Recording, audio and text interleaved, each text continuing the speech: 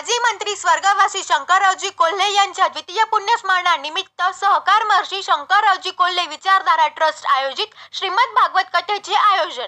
माजी मंत्री स्वर्गवासी शंकररावजी कोल्हे यांच्या द्वितीय पुण्यस्मरणानिमित्त सहकार महर्षी शंकररावजी कोल्हे विचारधारा ट्रस्ट आयोजित श्रीमद भागवत कथेचे आयोजन प्रथमच कोपरगाव येथे महंत रामगिरीजी महाराजांच्या अमृतवाणीतून होणार आहे। ओम भूर्भास्वा धर्मध्वजार्मा प्रार्थना पूर्वक नमस्कारान् समर्पयामि।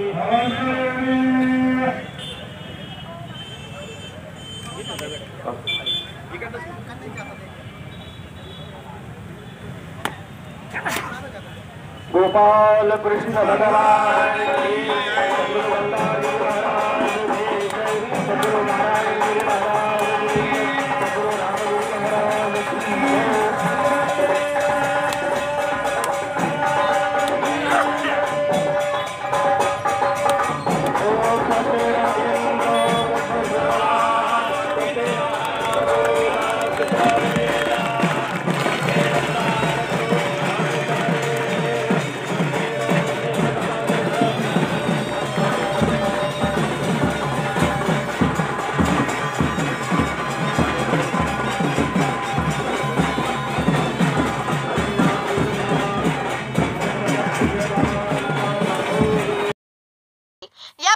कथेचा ध्वजारोहण समारंभ मठाधिपती महंत रामगिरीजी महाराज यांच्या शुभ हस्ते कोपरगाव येथील तहसील कार्यालयाच्या मैदानात मंगळवार दिनांक 12 मार्च रोजी संपन्न झाला।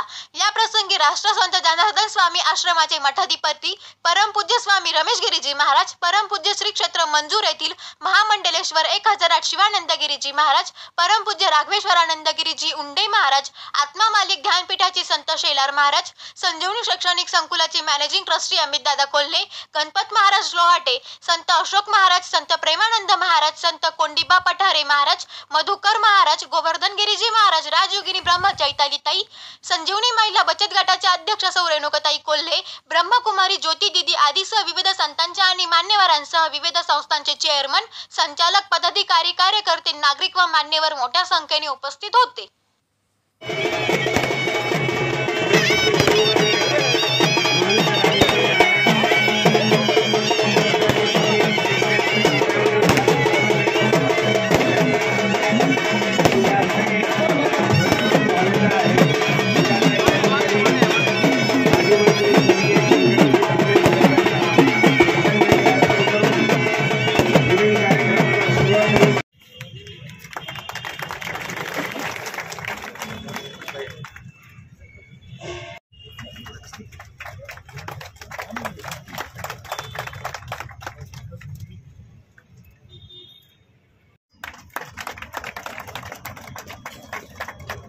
परम पूज्य श्री उंडे महाराज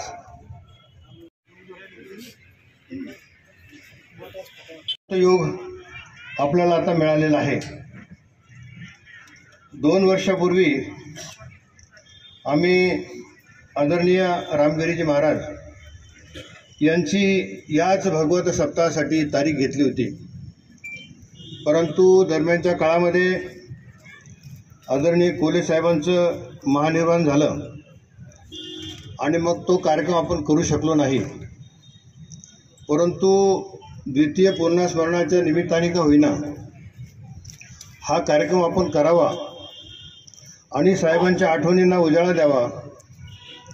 साहेबांनी केलेलं सामाजिक काम आणि अध्यात्माची गुंफण याचा अतिशय सुरेख असा मेळ घालून हा कार्यक्रम आपण पूर्णत्वात न्यावा ही आपली सर्वांची इच्छा होती आणि त्या दृष्टीनं वंदनीय रामगिरी महाराजांना यांनी आपल्याला वेळ दिलेली आहे आणि त्याप्रमाणे भगवत भक्तीचा सोहळा पुढचे 7 दिवस होणार आहे। आदरणीय बिपिन दादा साहेब यांच्या मार्गदर्शनाखाली आदरणीय माजी आमदार स्नेहलताताई कोल्हे यांच्या सहकार्यातून आपल्या सर्व तरुणांचे नेते, अबालवृद्धांचे नेते विवेक भैया कोल्हे यांनी हे काम पुढे नेण्याचं जे काही सुरू ठेवलेलं आहे। आपल्याला कल्पना आहे की आदरणीय कोल्हे साहेब की सगळ्या कोल्हे साहेब एक संघर्षशील नेता होता, शेतकऱ्याकरता कायम लढणारा नेता होता. रिझर्व्ह बँकेवर आतापर्यंत भारतामध्ये एकही मोर्चा कधी गेलेला नाही. रिझर्व्ह बँकेवर 50 साली स्थापना झाली आणि आज 24 साल आहे, 2024. एकही मोर्चा नाही. एकच मोर्चा रिझर्व्ह बँकेवर गेला, तो शंकरराव कोल्हेनी रूमने मोर्चा म्हणून नेला. त्याचा परिणाम भारतातील सगळ्या शेतकऱ्यांना 1.5% व्याज हे कमी झालं. म्हणजे एक संघर्षशील नेता आणि शेतकऱ्याकरता आणि नारायणगिरी महाराजांचं, मंजूरच्या महाराजांचं त्यांचं एक भावनिक नातं होतं की त्यांची एक अटॅचमेंट होती. तर मी तर काही वक्ता नसल्यामुळं माझ्या हातून चुका तर होऊ शकतात, परंतु मी सगळ्या उपस्थित सगळे महानुभाव जे आहे सगळ्यांचं अगदी स्वागत करतो कोल्हे साहेबांच्या वतीनं. आणि तुमचे शुभाशीर्वाद आपल्या तालुक्याला, आपल्या सगळ्यांना असले म्हणजे कितीही संकटामधून आपला तालुका आपला पार पडेल असा विश्वास व्यक्त करतो आणि थांबतो. स्वर्गीय महर्षी शंकररावजी घेणूजी कोल्हे साहेब यांच्या द्वितीय पुण्यस्मरण निमित्त आज या ठिकाणी कोल्हे साहेबांच्या परिवाराने जो भागवत कथेचा त्यांच्या पुण्यस्मरणानिमित्त ठेवलेला हा कार्यक्रम, त्यानिमित्त या परिसरातील मठाधिपती परमपूज्य गुरुवर्य महंत श्री रामगिरीजी महाराज, श्री क्षेत्र गोदावरी धाम सरलापेठ, तसेच स्वामी रमेशगिरीजी महाराज, श्री संत जनार्दन स्वामी आश्रम कोपरगाव, तसेच परमपूज्य महामंडलेश्वर शिवानंदजी महाराज श्री क्षेत्र मंजूर आणि आत्मा मालिक ध्यानपीठ कोकमठाण. स्वर्गीय कोल्हे साहेबांच्या बाबतीत सांगायचं जर म्हटलं, ज्या वेळेस आत्मा मालिक ध्यान केंद्रामध्ये भैयासाहेब तर सततच येत असतात, ज्या वेळेस माऊली बाबांकडे आले त्यावेळेस त्यांच्याकडे पाहिलं तर हसतमुख असायचं की ज्यांनी अख्खं आयुष्य समाजसेवेकरता केलं. आणि ह्या कोपरगाव तालुक्यामध्ये तळागाळातून कार्य करणारा महान असा महात्मा म्हणावा लागेल. कारण असे महात्मे जन्माला येणं म्हणजे त्या कुटुंबाचं पुण्य असावं लागतं. संतांचे आशीर्वाद त्यांच्या पाठीशी. ज्या वेळेस भैयासाहेब बी आज आमच्या आश्रमात येत असताना ज्या वेळेस परमानंद महाराजांची भेट व्हायची, बाबांजी विचारायचे, एवढ्या मोठ्या कार्यक्रमाला सुद्धा, छोटाही कार्यक्रम असू द्या तरी साहेबांचं येणं असायचं. आमच्या आश्रमाच्या वतीने साहेबांना भावपूर्ण श्रद्धांजली समर्पित करून मी माझे विचार थांबवतो. आत्मा मालिक तस्मै गुरुवे नमः. गुरु ब्रह्मा गुरु विष्णु गुरु देवो महेश्वरः गुरु साक्षात परब्रह्म तस्मै गुरुवे नमः. निगम कल्पतरु गलितं फलं शुकमुखादं रुद्रं संयुतं पिबत भागवतं रसं आलय मुहुरहो रसिका भुवि भावुकाः. श्रीमद भागवत कथा ज्ञान यज्ञ सोहळ्याचं ध्वजारोहण या ठिकाणी संपन्न झालेलं आहे. सहकार महर्षी शंकरराव कोल्हे यांच्या द्वितीय पुण्यस्मरणाच्या निमित्ताने असणारा हा श्रीमद भागवत कथेचं भव्य असणारं आयोजन, याचा ध्वजारोहण संपन्न झालं. या ध्वजारोहणाकरता उपस्थित सर्व संत महंत या ठिकाणी प्रमुख उपस्थित होते. महामंडलेश्वर स्वामी शिवानंद गिरीजी महाराज, महंत रमेश गिरीजी महाराज, त्याचप्रमाणे महंत रागेश्वरानंदगिरी महाराज, ब्रह्मकुमारी चैताली दिदी, महंत गोवर्धनगिरी महाराज, आत्मा मालिकचे सर्व संत, सर्व उपस्थित संतवृंद, ब्रह्मवृंद, महाराज मंडळी, राजकीय सामाजिक धार्मिक क्षेत्रातील उपस्थित सर्व मान्यवर, सर्व पत्रकार बंधू, सर्वांनी या ठिकाणी धन्यवाद देतो. या श्रीमद भागवत कथेचं आयोजन माननीय सहकार महर्षी शंकरराव कोल्हे विचारधारा ट्रस्ट कोपरगाव, संजीवनी सहकारी साखर कारखान्याचे चेअरमन विवेक भैया कोल्हे आणि कोल्हे परिवार या सर्वांच्या वतीने आणि अशा प्रकारे हा कार्यक्रम आयोजित करण्यात आलेला आहे. 16 तारखेला सुरुवात आहे. 16 ते 23ला सांगता आहे. अशा प्रकारे 7 दिवस हा कथेचा श्रवणाचा लाभ आपणा सर्वांना होणार आहे. श्रीमद भागवत कथा, श्रीमद भागवत पुराण तिलकम वैष्णवानां परमं धनम. श्रीमद भागवत श्रीमद शब्दाने अलंकृत केलेला आहे. श्रीमद धातूपासून श्रीमंत शब्द निर्माण होतो. श्रीमद भागवताला श्रीमद शब्दाने अलंकृत केलेला आहे.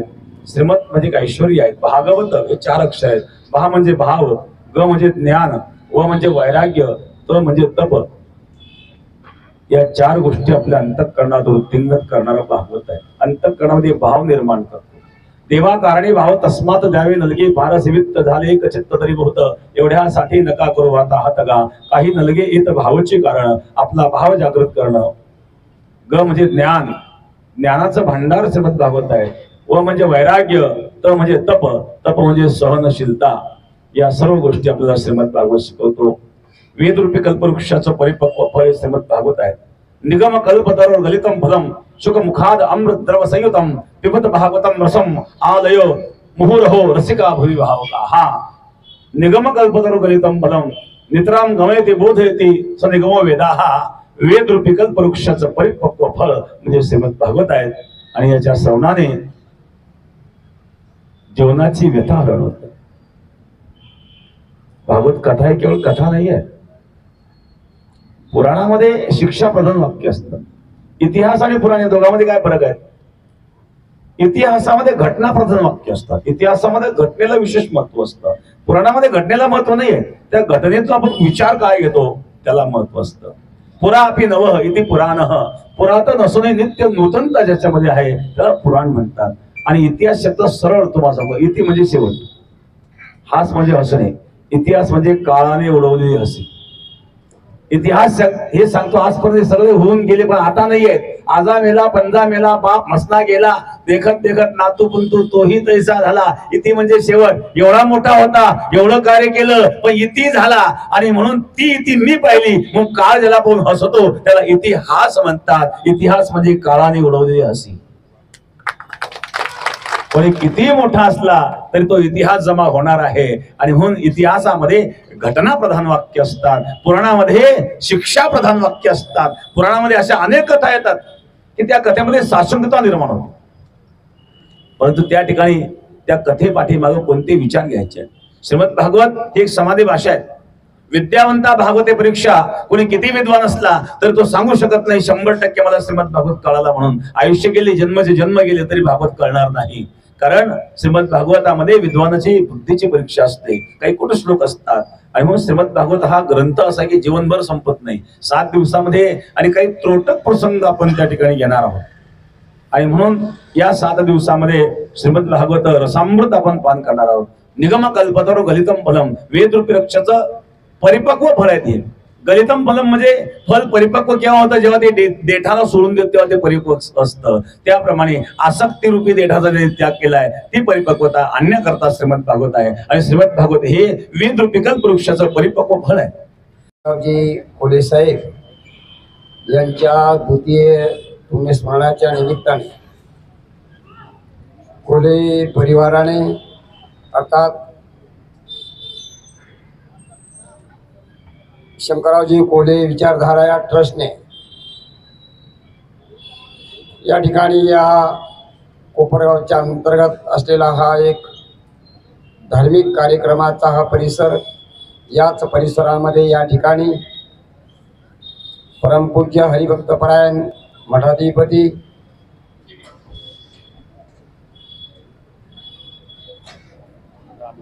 रामगिरीजी महाराज यांच्या मुखातून श्रीमद भागवत कथेचा आयोजन या ठिकाणी केलं आहे. आयोजन करीत असताना या ठिकाणी ध्वजारोहणचा कार्यक्रम आज संपन्न झाला आहे. या ध्वजारोहणच्या या उपक्रमाला कार्यक्रमाला उपस्थित ज्यांची कथा आहे 16 तारखेला या ठिकाणी श्रीमद भागवत कथेचं आयोजन केलं आहे. कथेचा वेळ आहे 7 ते 10 आणि त्या निमित्ताने या ध्वजारोहणाच्या निमित्ताने महामंडल श्री शिवानंद गिरीजी महाराज यांनाही आमंत्रित केलं आहे.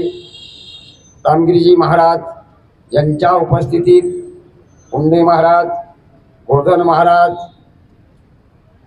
जिंगदास महाराज आश्रमाचे सर्व संत महंत, ब्रह्म प्रजापती कुमारी या संस्थांच्या दिदी, या कोपरगाव शहरातले आजी माजी नगराध्यक्ष, सर्व भाविक, गणेश सहकारी कारखान्याचे चेअरमन, सर्व विश्वस्त मंडळ, डायरेक्टर मंडळ, संजीवनी सहकारी कारखान्याचे आजी माजी विश्वस्त मंडळ, डायरेक्टर मंडळ, सर्वांनी या ठिकाणी या ध्वजारोहणाच्या कार्यक्रमाला उपस्थिती दर्शवली. त्याचप्रमाणे आता आपल्याला या ठिकाणी आता माझी एक प्रश्न, मला बी या कथेला येण्याचं मोठं प्रयोजन होतंच, परंतु मला ही उद्या ज्या ठिकाणी परीक्षिती राजाला शुकदेवाने कथा श्रवण करवलेली आहे, असं ते शुकताल त्या ठिकाणी 4 महिन्यापूर्वीच आम्हाला ते एका महाराजांनी आमंत्रित केलेलं आहे. त्याच्यामुळं आता मला उद्या बाहेर जायचं आहे. मी 22 किंवा 21-22 तारखेला येण्याचा प्रयत्न करेन. म्हणून या ठिकाणी सर्वांना आमंत्रण कोळी परिवारानं दिलेलेच आहे. श्रीमद भागवत कथा जीवनाच्या काही व्यथा घालवण्याचं सामर्थ्य या कथेमध्ये असतं. म्हणून श्रीमद भागवत कथेचं प्रयोजन, नियोजन, आयोजन कोळी परिवाराने या ठिकाणी केलं आहे. आपल्याला त्या निमित्ताने सर्वांना तो लाभ प्राप्त होणार आहे आणि ती कथा महाराजांच्या मुखातून, अर्थात मठाधिपती रामगिरी महाराजांच्या मुखातून आपण श्रवण करणार आहात. त्याबद्दल आपल्या सर्वांना राष्ट्रसंत सद्गुरू जनार्दन स्वामी आश्रमाच्या वतीने आपल्या सर्वांना धन्यवाद. कोल्हे परिवाराने हा कार्यक्रम आयोजित केला, त्यांनाही धन्यवाद देऊन माझे 2 शब्द पूर्ण करतो. जय जनार्दन, जय जनार्दन, जय जनार्दन. यांच्या तृतीय पुण्यस्मरणार्थ आपण या ठिकाणी ध्वजारोहणाच्या कार्यक्रमासाठी आपण एकत्र आलेलो आहोत. या कार्यक्रमाला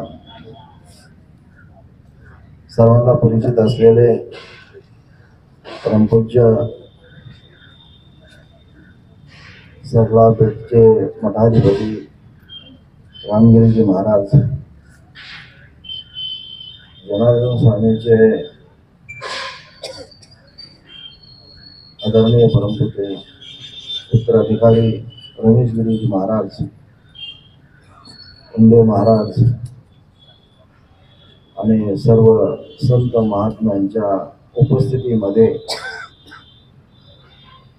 आणि पोलीस साहेबांचे कार्य पुढे नेणारे कार्यरत असलेले कुशल कार्यकर्ते आणि सर्व भाविक, कोल्हे साहेब आज सर्व परिस्थिती उपलब्ध आहे. फोन आहेत, मोबाईल आहेत, एकमेकाशी संवाद 2 मिनिटात साधला जातो. परंतु विपरीत परिस्थितीमध्ये, कारण इतकी विपरीत परिस्थिती होती, एक काळ असा होता, सुरुवातीचा काळ का रस्त्याची सुविधा नव्हती, माती रस्ते, खडी आणि अशा रस्त्यांनी बैलगाडीवर प्रवास करणं, त्यानंतर जीप गाड्या आल्या, जीप गाडीने प्रवास करणं, लोकांशी प्रत्यक्ष संबंध साधणं हे फार मुश्किल आणि कठीण होतं. सरकार दरबारी कुठलाही संपर्क करायचा असेल तर पोस्टाद्वारे कागदपत्राचं पार्सल जाणं आणि ते 8-10 दिवसानंतर पाहणं, म्हणजे एकमेकापासून जग हे खूप दूर होतं. अशा विपरीत परिस्थितीमध्ये, कारण मुंबईला जायचं त्या जिबडानं, तर रस्त्यामध्ये खंडाळ्याच्या घाटात रात्र जाम जर लागला तर पोलीस साहेब रात्र त्या जिबड्यामध्ये बसून राहायचे, ओले राहायचे. कशासाठी? तर समाजाच्या कर्तव्यासाठी, समाजाच्या कार्यासाठी. कारण समाजाची इतकी प्रगती नव्हती. आज जितकी प्रगती आहे, आज जर पाहिलं तर मोलमजुरी करणारा मनुष्य जो आहे तो 4 चाकीमध्ये 2 चाकीमध्ये फिरतो, त्यावेळी पायी फिरायचं, तांग्याने फिरायचं, अशी परिस्थिती. अशा विपरीत परिस्थितीमध्ये सर्वसाधारण समाजाला जो मार्ग साहेबांनी दाखवला तो अतिशय स्तुत्य आहे. समाज अभिमुख होणं साहेबांना जेवढं जमलं, कारण अशा काळामध्ये समाजाची सेवा करणं आणि प्रत्येक ठिकाणी जाऊन समाजाचं सांत्वन करणं, सर्वसाधारण समाजाचा उत्कर्ष कसा होईल, आर्थिक उत्कर्ष कसा होईल, यासाठी जी आतून तळमळ होती, कारण ती काही वरून तळमळ नव्हती, ती आतून तळमळ होती. त्या तळमळीनुसार साहेबांनी खूप मोठं कार्य केलं. अनेक क्षेत्रामध्ये माझ्याजवळ यायचे साहेब, 2-3 महिने सुद्धा जास्त व्हायचे आणि वर्षातून 4-5-6 वेळा माझ्या संपर्कात साहेब यायचे. आणि त्यावेळेस ज्यावेळेस विषय निघायचे, सर्व क्षेत्राविषयी त्यांची तळमळ होती. सर्व क्षेत्र, तालुक्याचा कसा विकास होईल, गरिबांचा कसा विकास होईल, मजुरांचा कसा विकास होईल, महिलांना सुरक्षितता कशी लाभेल, आणि हे सर्व करत असताना आपली पाण्याची सुविधा झाल्याशिवाय आणि हे विकास होणं शक्य नाही. हे पाण्यासाठी साहेबांनी शेवटपर्यंत तळमळ केली. अशा थोर व्यक्तीला आणि श्रद्धांजली वाहून आणि मी माझे 2 शब्द या ठिकाणी थांबतो. कारण साहेब शेवट अगोदर 8 दिवस माझ्याकडे, 8-10 दिवस माझ्याकडे आले आणि तुमची शेवटची भेट आहे म्हणून मला सांगून गेले. आणि त्यासाठी मनेश भाऊ हे प्रत्यक्ष होते. आणि त्यावेळी म्हणलं, साहेब असं कसं काय? नाही म्हणे, माझी शेवटची भेट, पुन्हा वेळ येईल त्यावेळेस आपण पुन्हा भेटू दुसऱ्यांदा. आतापर्यंत झालं ते कृष्णार्पण. ही सेवा माझी समाजाची असेल, महिलांची असेल, देशाची असेल, ही कृष्णार्पण म्हणून साहेबांनी माझा निरोप घेतला. आणि 8 दिवसानंतर साहेब दिवंगत झाले.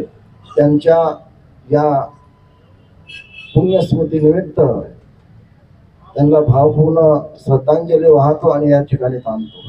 इथे आलेले सर्व कोपरगाव निवासी व आसपासच्याही गावातील जे सर्व भाविक इथे जमा झालेले आहेत, सर्वात प्रथम मी इथे जे संत महंत जे मंचासीन आहेत त्या सर्वांचे सर्वात प्रथम मी अभिनंदन करते आणि आपणास नमस्कार करते.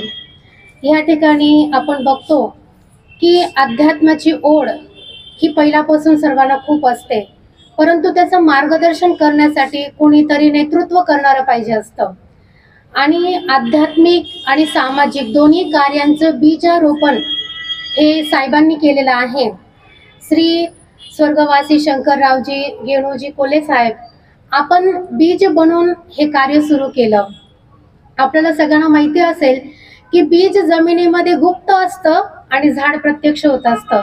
तसं साहेबांनी देखील स्वतः आता ते गुप्त झालेले आहेत, परंतु संपूर्ण जबाबदारी कोले परिवारावर व आपली जी पुढची पिढी आहे, जसं आपल्यामध्ये जैन कोले परिवारचे पुढचे सदस्य आहे, जे आपले भावी नेते आहेत, त्यांच्याकडे ही जबाबदारी साहेबांनी दिलेली आहे. आणि नक्कीच मला असं वाटतं की 1-2 ओळी मला आठवत आहे, देणाऱ्याने देत जावे, देणाऱ्याने देत जावे, घेणाऱ्याने घेत जावे. देणाऱ्याने देत जावे, घेणाऱ्याने घेत जावे, घेणाऱ्याने घेता घेता देणाऱ्याचे हातच घ्यावे.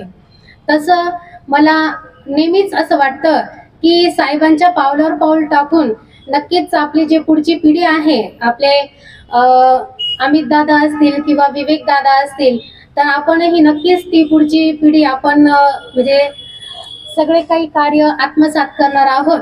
तर अशा प्रकारे आपण हे कार्य इथं बघतोय.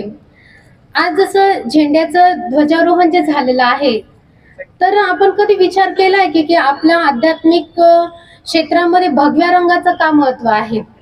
आपल्याला सगळ्यांना एक अर्थ माहिती, भगवा रंग हा त्यागाचं प्रतीक आहे, परंतु भगवा रंग बनतो लाल आणि सोनेरी रंगापासून. लाल रंग हा शक्तीचं प्रतीक आहे, सोनेरी रंग हा पवित्रतेचं प्रतीक आहे, आणि दोन्हींचा एकत्रीकरण म्हणजे भगवा रंग असतो.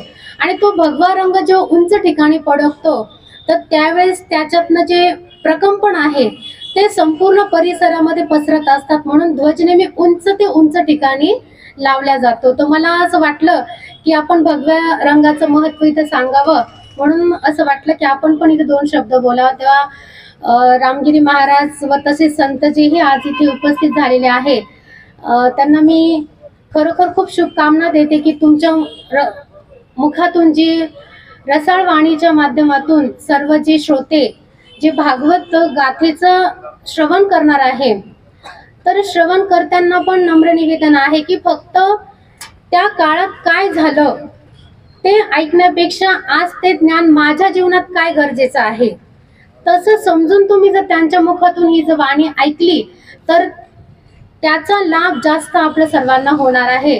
म्हणून मी सर्व श्रोत्यांना निवेदन करते की आपण खरोखर असं तल्लीन होऊन ती भागवत गाथा आपण सर्वांनी ऐकायची आहे आणि खरोखर खूप लाभ घेण्यासारखा आहे. भागवत गीता हे आपल्या जीवनासाठी खूप खूप महत्त्वपूर्ण आहे आणि साहेबांचा संकल्प होता, साहेबांच्या निधनामुळे तो कॅन्सल झाला होता आणि त्यांच्याच कारणाने पुन्हा तो घडून येत आहे. खरोखर खूप पुण्यवान आहे साहेब, त्यांच्यामुळे आज आपण सर्वजण इथे एकत्रित झालेलो आहोत. ओम शांती. खरं तर प्रत्येक साधू संत या ठिकाणी उपस्थित आहे तालुक्यातील, आणि हे भाग्यच म्हणावं की आपल्या दृष्टीने हे पर्वणीच आहे. अनेक गोष्टी सांगण्यासारख्या आहे. माजी मंत्री स्वर्गीय शंकररावजी कोल्हे साहेब यांच्या द्वितीय पुण्यस्मरणानिमित्त आपण श्रीमद भागवत कथा ज्ञानयज्ञ सोहळ्याच्या निमित्ताने आज या ठिकाणी ध्वजारोहण कार्यक्रमाच्या निमित्ताने उपस्थित परमपूज्य श्री रामगिरीजी महाराज, त्याचप्रमाणे परमपूज्य श्री रमेशगिरीजी महाराज, शिवानंदगिरीजी महाराज, श्री उंडे महाराज, श्री आत्मामलिक ध्यानपीठाचे सर्व संत, त्याचप्रमाणे या ठिकाणी उपस्थित असलेले गोवर्धनगिरी महाराज, राजयोगिनी ब्रह्मकुमारीच्या चैतालीताई, त्याचप्रमाणे ज्योतिदिदी, त्याचप्रमाणे या ठिकाणी उपस्थित असलेले सर्वच वारकरी संप्रदायातील लोक. खरं तर आपल्याला ज्ञात आहे सहकार महर्षी शंकररावजी कोल्हे विचारधारा ट्रस्ट ही आपण स्थापन केली जेव्हा कोल्हे साहेब होते, आणि त्यांचा 90 नंतर आपल्याला वर्षभर तो कार्यक्रम आपल्याला घ्यायचा होता, आणि त्या कार्यक्रमाच्या अनुषंगाने रामगिरीजी महाराजांकडे आपण सर्व मंडळी गेलो होतो आणि भागवत कथा करायचं महाराज आपलं त्यावेळेस ठरलं होतं. परंतु दुर्दैवाने त्या ठिकाणी आपल्याला कोल्हे साहेब सोडून गेले आणि आपल्यातून गेले. त्यानंतर वर्ष होऊन आता हे द्वितीय पुण्यस्मरण आहे. त्या ठिकाणी पुण्यतिथी ते जयंती असा आपण काहीतरी उपक्रम घ्यावा, आणि स्वाभाविकदृष्ट्या आपल्याला राहिलेला आपली जी भागवत कथाची कार्यक्रम होता तो या प्रसंगी आपण घेण्याचं नियोजन केलं. त्या निमित्ताने रामगिरी महाराजांनी त्यांचं व्यस्त याच्यातून आपल्याला वेळ दिली. खरं तर अतिशय कमी वेळात त्यांनी या ठिकाणी आपल्याला वेळ दिली, त्यांचंही मी आपल्या सगळ्यांच्या वतीने आभार व्यक्त करतो. कोल्हे साहेबांनी अध्यात्म ही काही वेगळी नाळ नव्हती. अनेक वर्षांपासनं जनार्दन स्वामींपासनं खरं तर त्या ठिकाणी कोल्हे परिवाराचा सहवास होता. बेटाशी पण अनेक वर्ष सहवास राहिलाय. मंजूर आश्रम असेल किंवा आत्मामलिक असेल, असा एकही आश्रम या पंचक्रोशीत आपल्याकडे नाहीये की ज्या ठिकाणी कोल्हे साहेबांचा त्या आश्रमाशी संबंध नव्हता. अर्थातच आमच्या 3ऱ्या पिढीपर्यंत संबंध कोल्हे परिवाराचा या सगळ्याच आश्रमांशी जिव्हाळा आहे. निश्चितपणाने आदरणीय दत्तू नाना कोल्हे यांनी आपल्या सगळ्यांचं कोल्हे परिवाराच्या वतीने या ठिकाणी स्वागत केलेलं आहे. आवर्जून या कार्यक्रमाला उपस्थित असलेले नितीनजी अवताडे असतील, तसेच सगळ्याच गणेश कारखान्याचे चेअरमन, व्हाईस चेअरमन, सगळ्याच संस्थेचे संचालक, आजी माजी नगरसेवक यांचंही मी या ठिकाणी कोल्हे परिवाराच्या वतीने या ठिकाणी स्वागत करतो। खरं तर महाराज आजच्या युगामध्ये 1200 शतकापासून चालू झालेलं संत ज्ञानेश्वरांनी ज्यावेळेस सुरुवातीला ही सगळी वारकरी संप्रदायाची परंपरा चालू झाली, नंतर त्याच्यानंतर ज्ञानदेव महाराज असतील, मुक्ताई असतील, अनेक संत होऊन गेले। 1600 शतकामध्ये त्या ठिकाणी तुकाराम महाराजांनी 4000हून अधिक त्या ठिकाणी अभंग आपल्याकडे प्राप्त आहे। आणि मला ज्यावेळेस कळालं की कोल्हे साहेबांना एकदा पायाचा फ्रॅक्चर झाला म्हणून त्यांनी लोणावळ्या या ठिकाणी आराम करत असताना जवळपास सगळेच अभंग वाचून काढले आणि त्यातील 300 अभंग असे काढले की जे राजकीय दृष्ट्या, सामाजिक दृष्ट्या, पाणी, पर्यावरण याच्यावर उपयोगी ठरतील। आणि त्यानंतरच्या निवडणुकीत भोरसाहेब तुम्ही आहे, कैलासमना तुम्ही आहे, अनेकदा साहेब त्या अभंगांची या ठिकाणी आपल्याला भाषणातून उल्लेख करायचे। अनेकांना वाटायचं साहेबांचा एवढा अभ्यास कसा, परंतु मुळातच आपण बघतो आध्यात्मिक दृष्टिकोन ठेवून कायमच कोल्हे साहेब या समाजात वावरले। परमपूज्य नारायणगिरीजी महाराजांबरोबर देखील त्यांचं कायम संवाद असायचा, शेवटच्या क्षणी जास्तीचा संवाद असायचा आणि साहेब म्हणायचे तुम्ही जे उपदेशून सांगता ते आम्ही प्रत्यक्षात आणण्याचा प्रयत्न आमचा असतो। आणि म्हणून त्या ठिकाणी कोल्हे साहेब कायमच आध्यात्मिक याच्यातून राहिलेले आहे आणि आज देखील आम्ही त्याच उद्देशाने हा समाज उपयोगी उपक्रम कायमच कोल्हे परिवार घेत आलेला आहे।